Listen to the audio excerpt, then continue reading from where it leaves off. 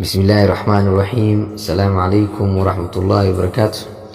أرضي كسر هذا إنجليش جريد 8 بوجي هاي إنجليش كا فصل كسيدات بوجان وآيانتنا أو ندوبستيسا ما أنت دو إلهي كرال نقضة وحندوبا أكتيفيتي 8 كا وحقبت كا سيدات حنكسو قد جرني يونت كا أو كسابسنا ريفيشن مراجعة إنتانا 10 كبوج اللو قد جلين buugta sida manhajka dawladda kan cusub oo qoraayo mar walba buug kasta cusub wuxuu ku bilaabanaa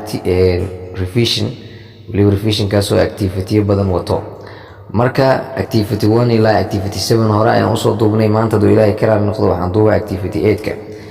intaan cashirka u guda gelin waxaan idinka codsanayaa inaad page-kan ku xirnaataan idinkoo qaybta YouTube-ka subscribe dhahay gambaleelkana furanayo.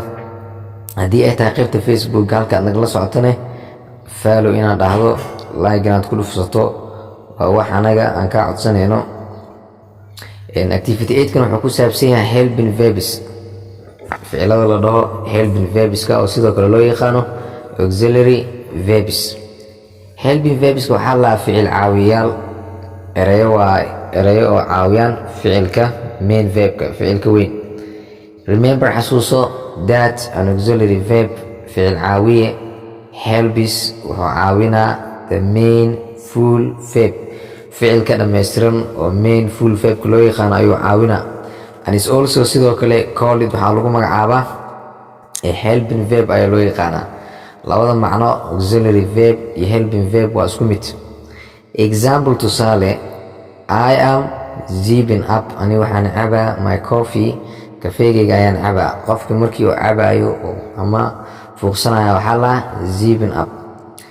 marka saas daraaddeed zipping up waa main full verb waaye. auxiliary meesha ku jirana waa am. auxiliary verbka ama helping verbka waa am. fill buuxi in the gaps meelaha bannaan with helping verbs ficil caawiyayaal ku buuxi. tusaale number 1 waana la siiyey waana laga shaqeeyey, laakiin number 2 ilaa number 13 anaana laga rabaa inaan buuxino. sidaas daraaddeed aniga ayaa buuxinayo. ardayow la socod wacan. I am opening, ani waxaan furayaa the gate albaabka of the house, guriga. marka auxiliary-ga ama helping verbka meesha ku jiro waa am. number 2, he asaga has spoken to the teacher, wuxuu la hadlay macalinka. by the time waqtiga I aniga met him, asaga aan la kulmay ayuu macalinka la hadlay. marka auxiliary ama helping verbka meesha ku jiro waa has. number 3, the sheep idaha were running, waxay ku soo ordayeen into the field, barxadda ayay ku soo ordayeen. saas daraaddeed auxiliary-ga ama helping verbka meesha ku jiro waa were.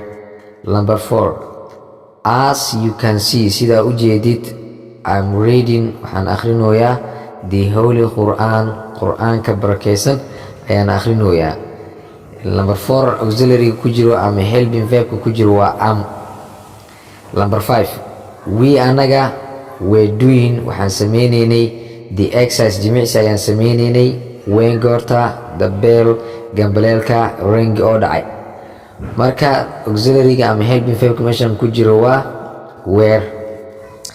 number 6, they iyaga are swimming, waxay ku dabaalanooyiin in the swimming pool, barkada dabaasha, but laakiin not in the river, maya webiga dhexdiisa. number 7, the man ninka is trying, wuxuu isku dayoyaa to save, inuu badbaadiyo the life, nolosha of a drowning boy, wiilka qarqanayo ama wiilka maanshoonaayo. drowning waxaa loo adeegsadaa maanshoonta ama qarqida, biyaha lagu dhex qarqado. qofka markuu biyaha ku dhex dhaco oo biyaha ay dilayaan ama uu ku dhimar waa waxaa la drowning. marka auxiliary meesha ku jira ama helping verbka meesha ku jira waa is. number 8, our team kooxdeena have not yet arrived, weli meesan imaanin. auxiliary marka ku jira waa have. number 9, this is a cheap and nice pen, kani waa qalin raqiisa haddana fiican.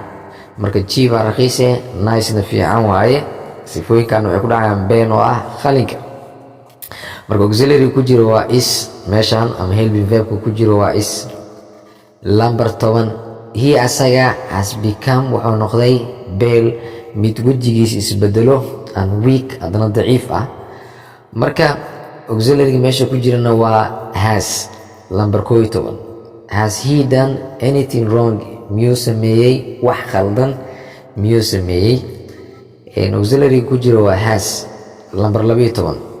It is a shorty and fat ram. It is isaga shorty and fat ram waa wan gaaban oo cayilan. marka shorty gaaban waaye, fatna cayilan waaye, ramna waa wanka. marka auxiliary meesha ku jira waa is lambar 13. Gold dahabka is a valuable and precious metal.